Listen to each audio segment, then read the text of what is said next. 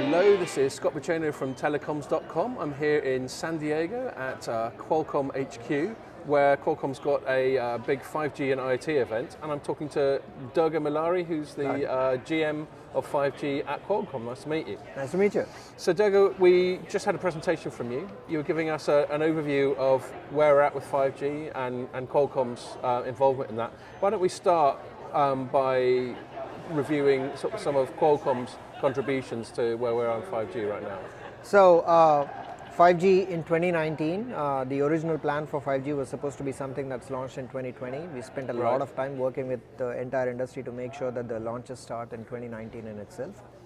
So in 2019, what we are seeing is 5G launches in several different continents at the same time. North America, Europe, Australia, Japan, and now China, in addition to Korea. So these are 6 different regions, multiple operators, more than 20 operators have launched, which means you can buy a phone, you can walk out and you can see a 5G icon. The rollout of 5G depends upon each of the mobile network operators, but we are extremely happy with the way actually the 5G launches have occurred.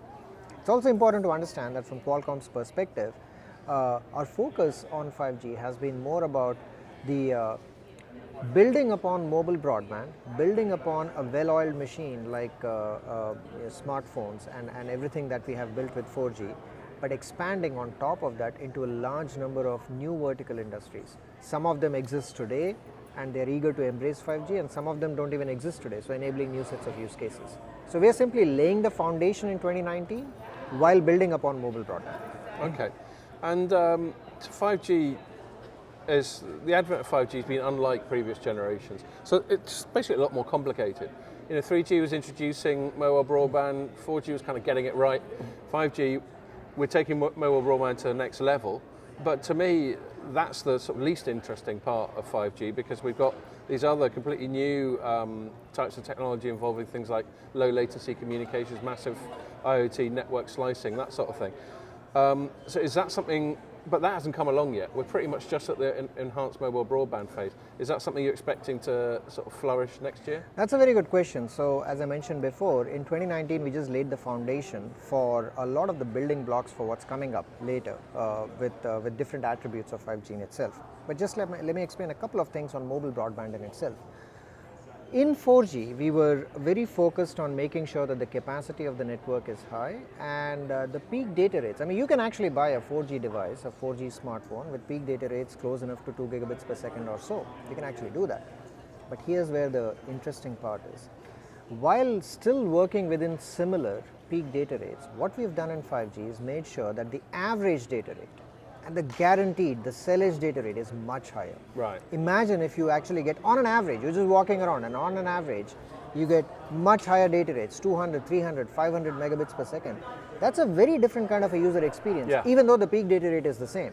Right. And the reason for that is that the capacity of 5G is significantly higher. So there are enhancements that are occurring even in mobile broadband.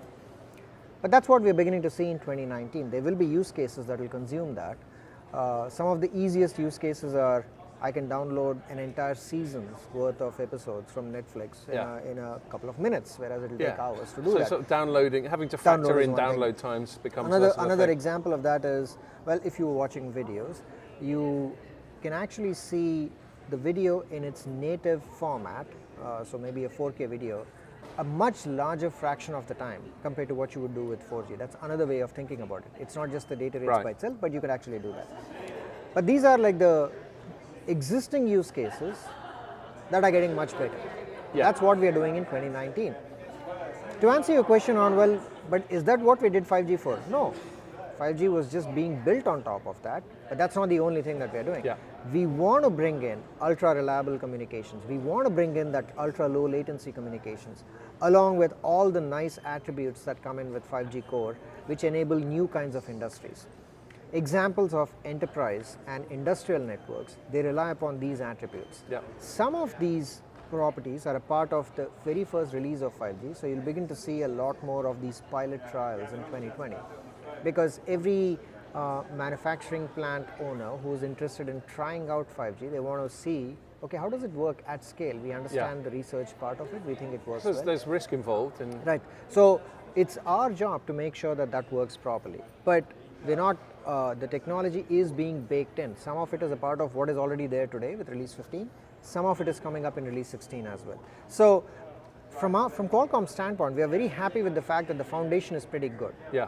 And now we are looking forward to all these emerging use cases. We're working quite hard in that, but we're beginning to actually start doing some early trials with that. We'll start doing that as time goes by, as the ecosystem comes together, building the commercial timeline.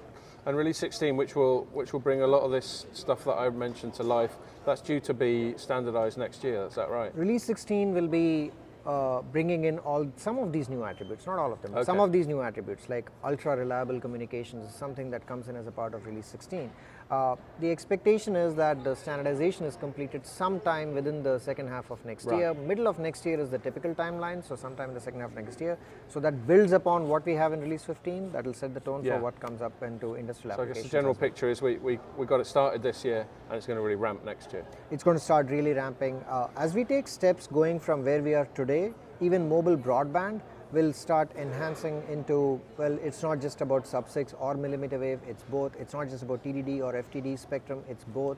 Refarming of 4G to 5G doesn't have to be done in a hard refarming manner. Right. You take your existing 4G spectrum and you treat it also as your 5G spectrum, while not necessarily disturbing the existing 4G base over there. These are a large number of steps that are coming together. But we're really driving ourselves and the industry along with us on these steps. And just one final question to finish off on. From your point of view, are there any particular aspects of 5G that will come along in the next year or two that excite you the most?